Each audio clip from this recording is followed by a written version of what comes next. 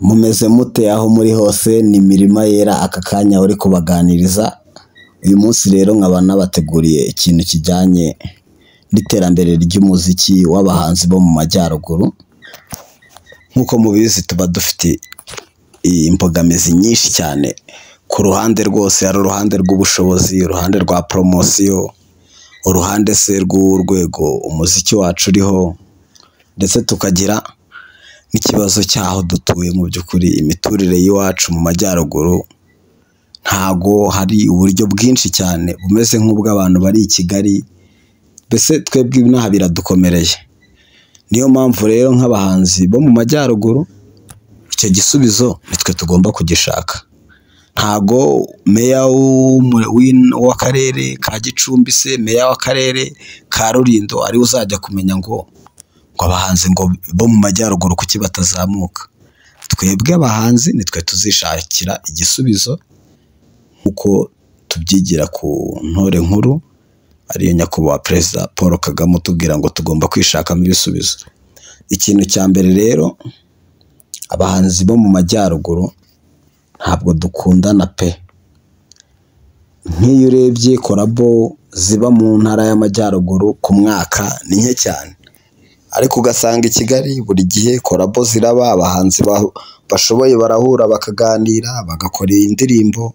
Ariko twebwe usanga turi muri bifu, ugasanga umuhanzi nta n'indirimbo ishinga agira, ariko ugasanga ari kuri social media ari gusebya mugenzi we, ari kumuvuga ubusa, yakabaye kuba ahubwo amwigiraho.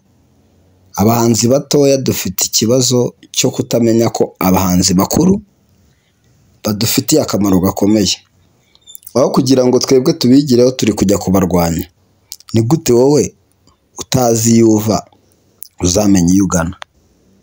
Murajya muri bato aho kugira ngo mujye muri bato zubaka, abandi bari gukora amasaifa. N'izo bato mukora ntago mufite imirongo ihagije yo kugira ngo umuntu aryoshye n'izo bato. Ni amagambo gusa adashinga, adafite ahagana. Ntago bikwiriye, dukwiye kwisubiraho.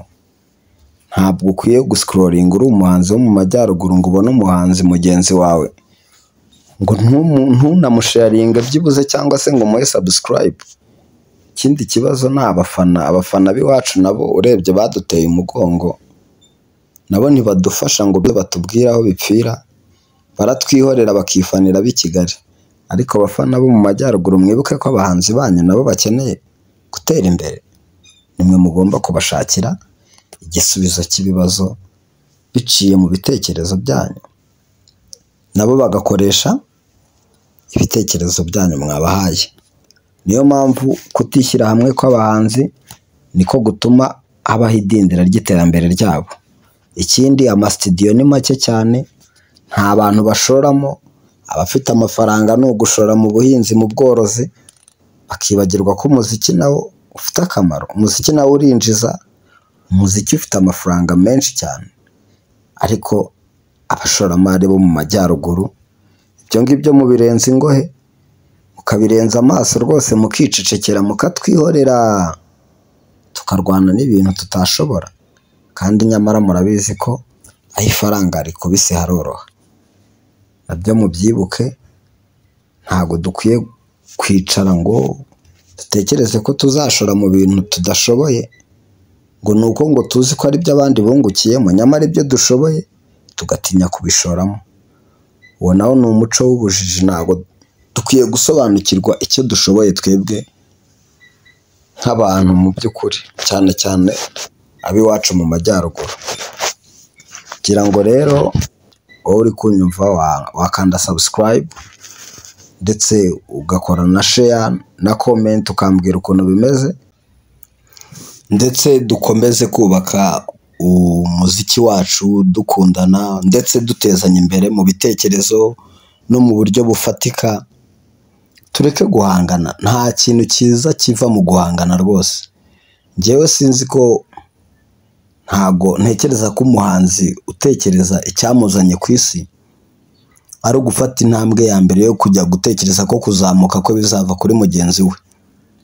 Abahanzi benshi bafite uburyo bazamuka, ntabwo uzazamuka nk'uko mugenzi wawe yazamutse gusa wenda uko yazamutse byagufasha kwigiramo ko nawe uzazamuka cyangwa se nawe ukagira ibyo wakuramo, ariko menya ngo umuhanzi agira inzira ye. Umuziki wawe ntabwo umeze nk'uwa mugenzi wawe, icyo ugomba gukora ni ukudevelopa impano yawe igakura cyane. Ntabwo bivuze ko kuba utari kuzamuka ari uko uri umuswa, ntabwo bivuze ko yewe no kuba ufite amafaranga ukaba utari kuzamuka ari uko ari ikibazo wenda cyo kuvuga ngo uri umuswa se, ngo abantu bakunda kuvuga byinshi. Umuhanzi iyo afite ubushobozi ntazamuke bahita bamwita umuswa, kubera ko baba babona abadafite ubushobozi bafite impano bazamutse. Ariko mu by'ukuri buri muntu agira igeno rye, nta nubwo n'inyenyeri zo mu kirere ntabwo zaka kimwe. Nta mpamvu rero yo kugirira ishyari mugenzi wawe.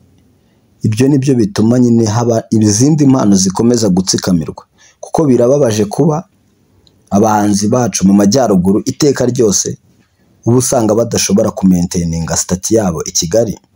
Ni bake cyane babikora, ni bake kabisa. Dukeneye kongera umubare rero w'abantu bafite izina kabisa rikomeye, bahagera i Kigali bakayititiza bakagenda bakuzuza arena. Ariko ibyo byose bizava iwacu, cyane cyane nk'ahane Gicumbi. Twebwe abantu b'Igicumbi bakunda umuziki, bakunda ibirori, ariko birasaba ngo nyine abahanzi twegerane, tutangire tubategurira ibintu byiza, nyine tubashimishe, twongere tubagorore muri mudu y'ibyishimo, kuko ntago umuntu yaza kukureba mu by'ukuri azi ko nta kintu cyiza uri bumuhe. Abahanzi mwitoze, ntago umuhanzi azajya ahora agenda aririmbira mu ndirimbo yaririmba playback.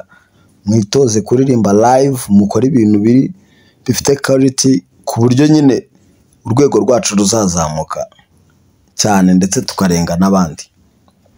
Ikindi kintu nabibutsa abantu bakunda itsinda ryacu Mirima Yera na Jay Simon Imbaraga Nshya, abantu bakunda Big House, ndagira ngo mbabwire ko ndi kubategurira aka mixtape keza cyane muri iki gihe, muri uku kwezi gutaha. Mixtape iriho indirimbo zacu z'Imbaraga Nshya ndetse iriho n'indirimbo zacu za Big House za kera, ni old school ndetse na new school. Ndagira ngo nyine bateguze muzayumve, ndetse mu buryo bwo kugira ngo indirimbo zacu zikomeze kumvikana zitazabura se, ndetse bigende bigaragaza n'agaciro k'umuziki wacu wa kera, kuko ngira ngo murabizi neza ko umuziki wo mu majyaruguru kuva kera wari uhari. Za 2010 kera cyane abantu barakoraga, ariko ubu nicyo gihe noneho ngo tuwuzamure, tuwushyire ku rwego rwiza, cyane ko hari n'abahanzi binaha mu majyaruguru bari i Kigali bakora. Ariko dukeneye kugira ngo twese duhurize hamwe kugira ngo duhagararire intara yacu y'amajyaruguru igere ku isonga mu buryo bw'umuziki, cyane ko mwako neza abahanzi bo mu majyaruguru ni abahanga kandi bafite n'impano ikomeye. Ariko dukeneye gukosora ibyo bintu byose, tukareka guta umwanya mu bintu bidafite agaciro rwose, cyane cyane ibintu byo gutikurana, ibintu byo guhangana. Ubundi nta muntu ukwiye guhangana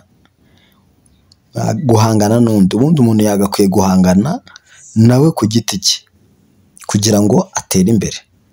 So murakoze cyane rero, ndabashimira cyane, kandi rwose ntago ndajya mbarambira, ndajya baganiriza bikomeye. Mfite ibintu byinshi, mfite umuvugo nshaka kugira ngo mbagezeho, ndetse nkagira n'igisigo cyiza cyane. Vuba cyane nzabibagezaho, mwebwe gusa mukore subscribe kugira ngo ibyo byose bitazabacika. Murakoze cyane, ciao ciao.